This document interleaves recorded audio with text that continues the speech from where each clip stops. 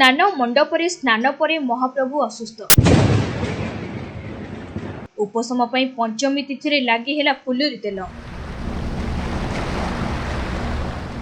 एणे अल्लाहनाथଙ୍କ निकटरे चलीछि स्वतंत्र नीति।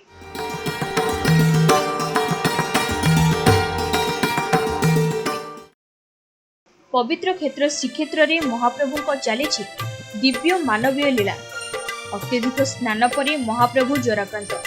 एथिपई दैतापति मानक द्वारा चलीछि स्वतंत्र सेवा शुश्रूषा। एही रीति रे अणसर पंचमी अवसर रे महाप्रभु को लागि होइछि फुलुरी तेल।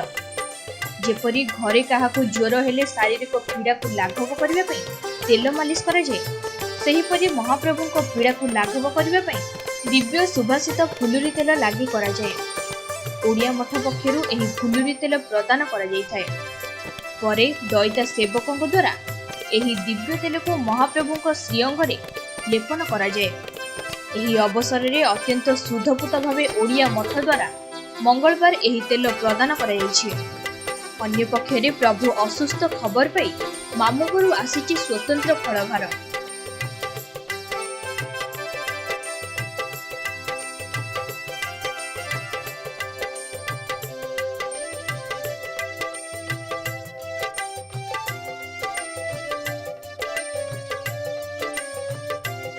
अन्यपटे सिंहद्वार सम्मुखें पटिदियों आळती एवं परक्षरे प्रभु श्री अल्लाहनाथଙ୍କ दिव्य मनमुग्धकर आळती दर्शन करी भक्त माने निज मन को आश्वस्ति देउछन्ति जे प्रभु को कृपा हेले आगामी वर्ष प्रत्येक चर्मचक्षुरे एही दृश्य देखिबार सुजोग मिलिबो बोली।